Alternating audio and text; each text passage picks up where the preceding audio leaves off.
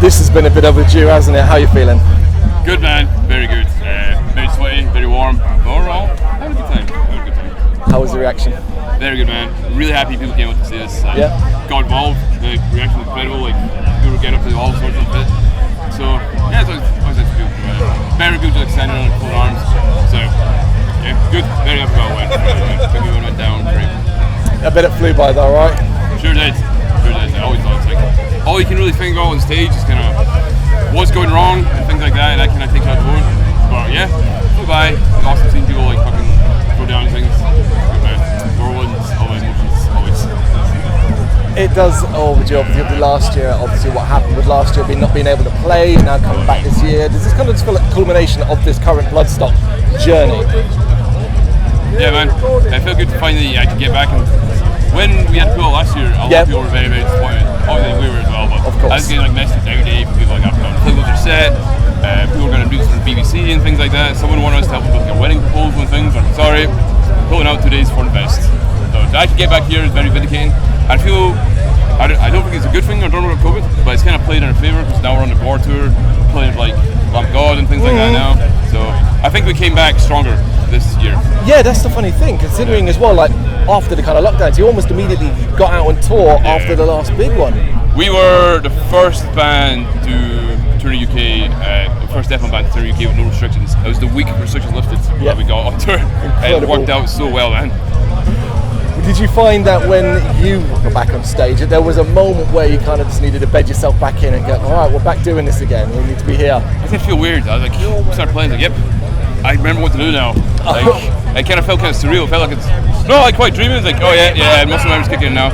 It just kind of felt, it was a bit surreal, man. Like, cool, we're actually back here. The gigs are selling out and things like that. On that tour, everything goes rammed. So like, fuck, it's actually happening again. Like, it feels like normality. What about Party Cannon throughout the lockdown period? I mean, obviously, you couldn't do anything in person, so to speak, and you couldn't go out and gig and tour. What did you guys do to kind of distract yourselves and keep it positive? Well, we had a lot of trouble like focusing on writing. Yeah. So we always like playing some gigs. So like we're trying to write a song, go and play some gigs. So it took like 7 years to get our second album up. So what we did in that time was focus on the second album. We wrote everything remotely. Our drummer was the only person who could still get into our practice space. So I would like tab out riffs, send it to him, he'd film his parts. So we kind of like turned the downtime into something productive. So we finally finished the second album and got all out. So we can't, like, we just kind of think you can't stop. I didn't want to like do nothing over COVID, think everything left, and cool, let's start the album now. I would have things rolling for when COVID lifted. We're like in a good spot, man. The reaction to the new album.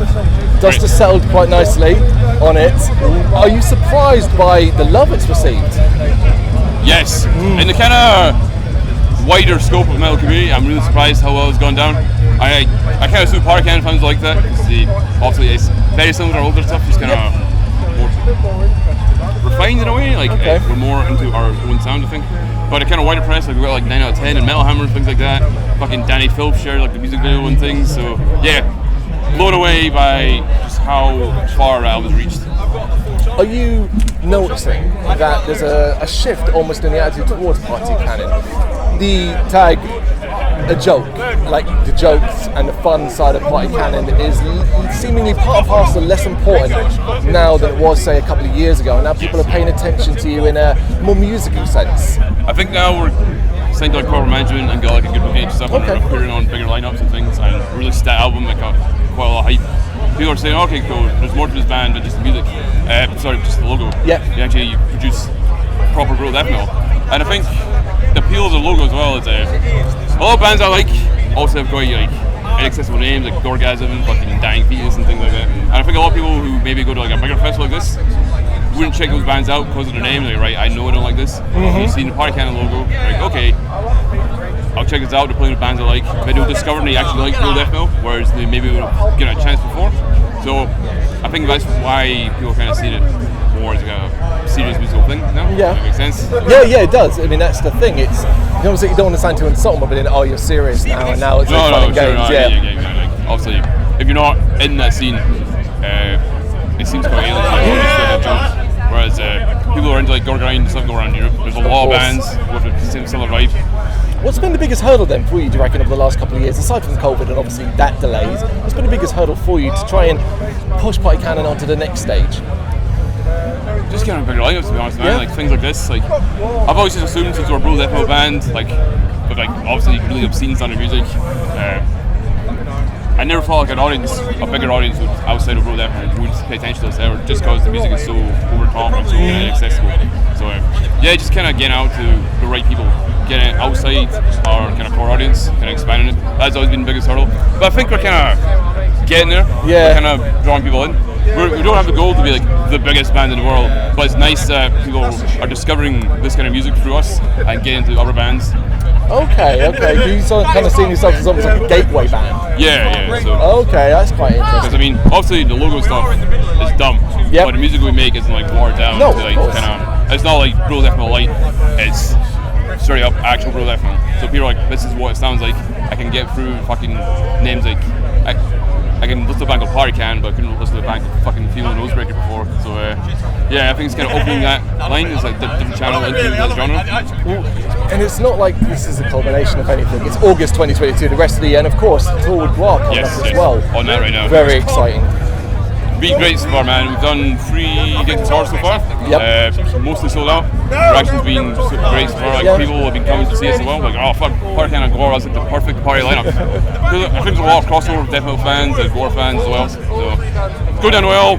People are buying merch. People are fucking getting on the wheel and things like that. We had someone come from all around, sold out Bristol, police. Oh, lovely. So it's great, man. Very it's going a lot better than I could ever imagine. Let's hope it continues because there's still like fucking 7 more days or something. Yeah, that's the thing. When is the next one? Tomorrow we play Norwich, so we can't really stick around the festival too long, which is a shame. This is my first time with Bloodstock. It's incredible. Everyone treated us really well. Oh, you've been treated well, yeah? Yeah, it's been great so far, man. Yeah, but it's a nice excuse to be leaving the festival early to be going to play with Guar on tour. I think it's everyone's going to go, okay, that's fine. Yeah, You crack on. I think it's acceptable. You crack on. What might the rest of 2020? I mean, do you have much in the way of plans in the works for the remainder beyond this? Yeah, so once we come on the Gore tour, and the week after we're headlining Riff Fest in Bristol, Bolton even, and that's the final one. And the week after we get back to Europe, we go to Rosendale Open Air Fest, and we're announcing one more UK gig for the end of September. Then we're playing Berlin Death Fest. And I think that's it for 2022. Yeah. Then we're going to focus on finishing album 3, and we've got a few more plans for next year to announce. Oh, wow, so you really don't want to keep people waiting for No, number 3? definitely not. We want No? to just keep rolling. It took 7 years to get our second album out, man. So we can't do that again. It was worth it. It was worth it in the end. I think so, man. I think all the touring we did, all those EPs released, all the splits and stuff, it kind of built a hype for an actual second album. Like, it's finally out. Everyone's seen us. We're going to check this out. So I think it was worthwhile. Fantastic. Thank you for taking the time to do this. Thank you for taking the time to do this. No worries.